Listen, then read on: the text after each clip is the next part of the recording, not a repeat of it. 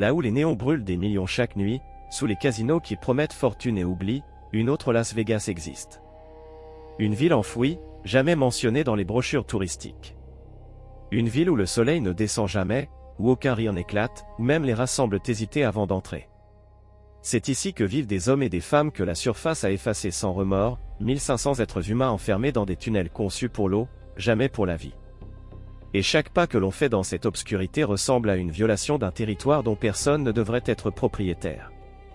Sous vos pieds, à quelques mètres seulement des marbres lustrés du Strip, s'étire un réseau de 600 mètres de tunnels.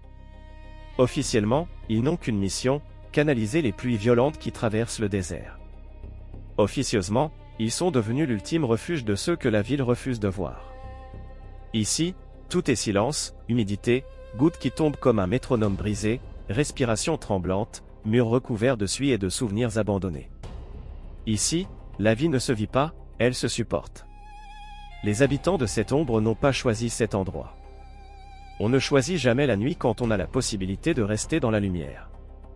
Chaque personne ici porte une histoire qui s'est fissurée jusqu'à s'effondrer, un accident de voiture, une addiction, un salaire trop bas pour suivre l'inflation, une maladie non soignée, une simple série de factures arrivées l'une après l'autre. Et puis un jour, sans prévenir, ils se sont retrouvés plus bas que le sol.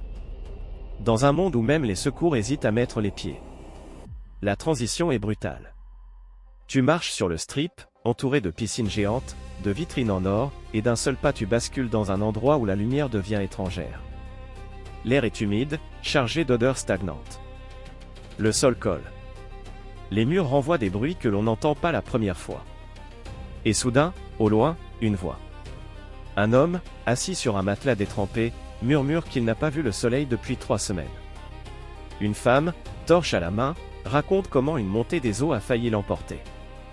Un autre te montre son lit, un carré de béton entouré de sacs poubelles. Les tunnels ne pardonnent rien. Ils n'ont pas été bâtis pour protéger qui que ce soit.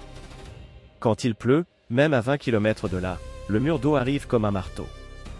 Personne n'a le temps de courir. Ceux qui survivent s'accrochent, ceux qui échouent disparaissent en silence. Et Las Vegas continue de briller au-dessus, comme si cette ville souterraine n'existait pas. Un policier l'a dit un jour sans détour, là-bas, c'est la zone morte. Aucun signal, aucune règle, aucune promesse. Et pourtant, des êtres humains y respirent encore. Ils mangent, ils parlent, ils espèrent, même timidement, que quelqu'un les reconnaîtra un jour comme des citoyens et non comme des ombres. Alors que les casinos engloutissent jusqu'à 8 millions de dollars chaque nuit, certains habitants de la ville survivent avec 3 bouteilles d'eau et un sac récupéré dans un conteneur. Ce contraste n'est plus un scandale, c'est devenu une habitude. Une habitude qui tue. La question n'est plus « Comment en est-on arrivé là ?» La question est « Combien de temps allons-nous encore détourner les yeux ?» Parce que chaque personne oubliée dans ces tunnels est une preuve que l'Amérique laisse se fissurer sa propre humanité. Dans les profondeurs de Las Vegas, là où la lumière n'a plus de sens, une société parallèle s'est construite. Un monde sans adresse, sans institution, sans police, mais pourtant loin du chaos total que l'on pourrait imaginer. Ceux qui vivent ici ont forgé leurs propres règles, leurs propres rôles, leurs propres frontières invisibles. On les appelle « Mole People » avec une facilité presque insultante, mais leur organisation ferait pâlir bien des quartiers qui existent à la surface.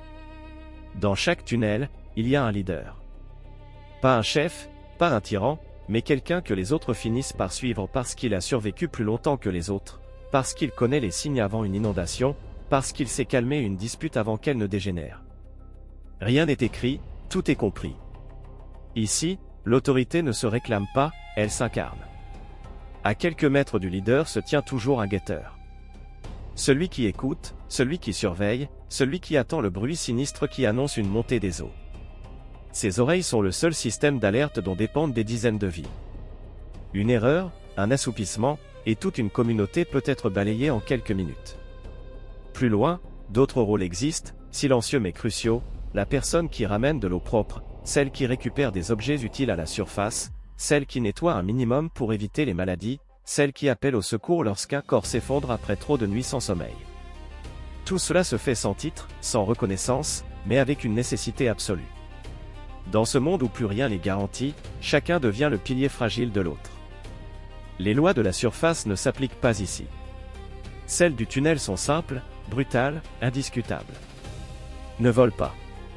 Ne déplace pas les affaires d'un autre. Ne ramène pas de drogue falsifiée. Rôle l'une de ces règles et tu es expulsé du tunnel, rejeté dans un monde où personne ne t'attend, où l'exclusion peut être la première étape vers la mort.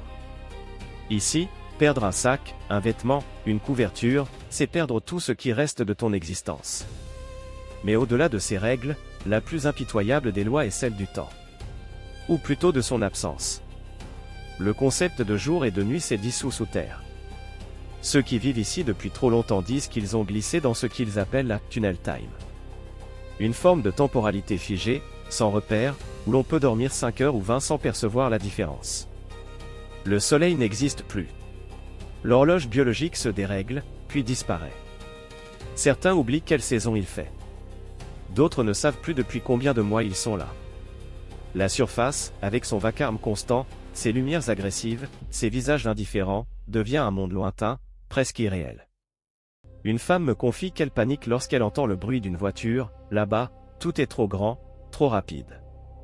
Ici au moins, tout reste pareil. Un homme affirme qu'il n'a pas vu sa peau sous la lumière naturelle depuis si longtemps qu'il ne sait même plus à quoi il ressemble.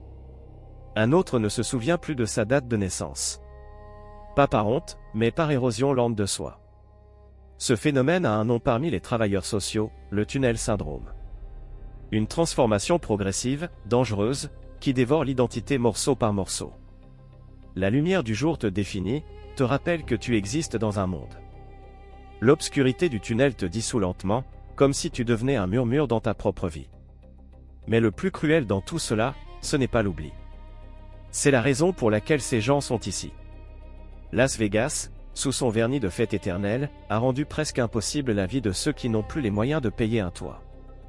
Les loyers ont doublé en quelques années, parfois triplé dans certains quartiers. Le salaire moyen n'a pas suivi. Le moindre accident, la moindre facture imprévue, la moindre absence au travail peut suffire à précipiter quelqu'un sous terre. Et la ville, au lieu de tendre la main, préfère faire disparaître ces pauvres du paysage. Démantèlement, expulsion, interdiction, nettoyage préventif, autant de mots pour dire qu'on pousse les êtres humains vers un endroit où ils ne dérangent pas la vue des touristes. Les tunnels ne sont donc pas un choix. Ils sont une conséquence. Une réponse désespérée à un système qui préfère masquer la misère plutôt que la résoudre. Dans ces tunnels qui ressemblent à la mâchoire humide d'un monstre endormi, la vraie misère ne se mesure pas seulement à la saleté ou au froid. Elle se lit sur les visages. Les visages de ceux qui ont glissé hors du monde sans comprendre comment la chute avait commencé. Ici, 3 destins résument tous les autres, ceux qui avaient tout, ceux qui sont en train de tout perdre, et ceux qui ne savent même plus ce qu'ils ont perdu. Le premier homme que je rencontre n'a rien du stéréotype que la société aime associer à la rue. Il gagnait bien sa vie, portait des chemises blanches, conduisait ses enfants à l'école le matin. Une blessure au dos, quelques pilules pour calmer la douleur, puis une addiction sournoise que personne n'a vu arriver. Le fentanyl a refermé ses griffes sur lui plus vite qu'un coup de casino mal calculé. Aujourd'hui, il pose une couverture humide sur le béton, comme si ce geste pouvait effacer l'écart vertigineux entre celui qu'il était et celui qu'il est devenu. « Je n'ai pas choisi de tomber », dit-il d'une voix brisée. « J'ai juste glissé. » Aucun blâme, aucune colère. Juste une lucidité qui fait mal.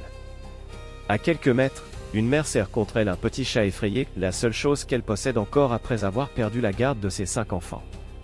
Elle ne pleure jamais. C'est comme si les larmes avaient décidé, elles aussi, de l'abandonner. Elle raconte qu'elle sursaute chaque nuit en entendant le bruit de l'eau qui court à travers le tunnel. Ça pourrait être une inondation cette fois. Ça pourrait tout emporter. Ça pourrait me prendre ce qui me reste. Ce reste n'est qu'un animal fragile et une dignité presque effacée. Mais pour elle, c'est un morceau de lumière dans un monde qui a décidé de ne plus rien lui offrir. Plus loin encore, au bout d'un couloir où même les rats semblent hésiter à s'aventurer, un vieil homme de 65 ans s'accroche à un prétendu coin qu'il appelle son refuge. Son corps est si maigre que ses épaules dessinent des triangles sous son sweat usé. Il travaillait comme chauffeur de taxi depuis 30 ans. Puis vint la crise cardiaque, l'hôpital, les dettes, la saisie de sa voiture et, en quelques semaines, l'effondrement total. « Je n'ai plus assez de force pour remonter », murmure-t-il. Plus de maison, plus de famille, plus de noms qui circulent quelque part. Seulement un recoin humide où il peut s'asseoir et respirer en attendant une aube qu'il ne verra peut-être jamais. Il serait facile d'imaginer que la vie s'arrête là, mais les tunnels ont leur propre économie, fragile, brutale, presque primitive. Ceux qui peuvent encore marcher passent leur journée à fouiller les ruelles touristiques et les poubelles d'hôtels. L'aluminium des canettes, les bouts de cuivre arrachés à des chantiers abandonnés, les objets perdus par des touristes ivres, tout devient marchandise. Une journée peut rapporter 3 $, 10 $ avec un peu de chance. Parfois 30, quand on tombe sur quelque chose d'utile. Rien n'est stable. Rien n'est prévu. La valeur n'existe qu'à travers la survie du lendemain. Dans cet univers, des rôles naissent naturellement, les chercheurs, qui fouillent plus loin et prennent plus de risques, les négociateurs, qui savent vendre aux boutiques de seconde main sans se faire chasser, les porteurs, qui transportent pour les autres quand leurs jambes tiennent encore. Cette économie est dérisoire comparée à l'argent englouti chaque nuit dans les casinos. Mais pour ceux qui vivent sous terre, elle représente un souffle minimal, un fil de vie aussi fragile qu'une corde effilée. Puis il y a la partie du système qui est censée offrir de l'aide, mais qui échoue avant même de tendre la main. Las Vegas possède des centaines d'organismes, des bus médicaux, des lignes téléphoniques, des centres de désintoxication. Sur le papier, la ville veut aider. Dans la réalité, ceux qui ont le plus besoin d'assistance ne peuvent pas accéder à ces services. Plus de 90% des habitants des tunnels n'ont plus de pièce d'identité. Sans identité, impossible d'entrer dans un refuge, impossible d'obtenir un traitement, impossible de s'inscrire à un programme d'aide. Un simple papier disparaît, et leur vie entière se ferme comme une porte blindée. Les centres de désintoxication refusent les animaux, refusent les sacs, refusent les antidouleurs. Pour quelqu'un qui n'a que cela, c'est refuser une part de son existence. Beaucoup abandonnent avant même de commencer. La logique de ces programmes ne suit pas celle de la rue. Demander la sobriété avant la sécurité, c'est demander à quelqu'un de se tenir debout avant de lui rendre ses jambes. Les tunnels ne regorgent pas d'âmes perdues, ils regorgent d'âmes abandonnées. Et la vérité est simple, une ville n'est pas grande par ses lumières, mais par la façon dont elle traite ceux qui vivent dans son ombre. Alors, tant que nous continuons de regarder ces vies comme des silhouettes, tant que nous fermons les yeux pour préserver l'éclat des vitrines, rien ne changera. Mais si ces histoires voyagent, si elles frappent un cœur, si elles rappellent que chaque personne enterrée dans l'obscurité était un jour un membre de cette société, alors peut-être, la lumière remontera jusque dans les profondeurs.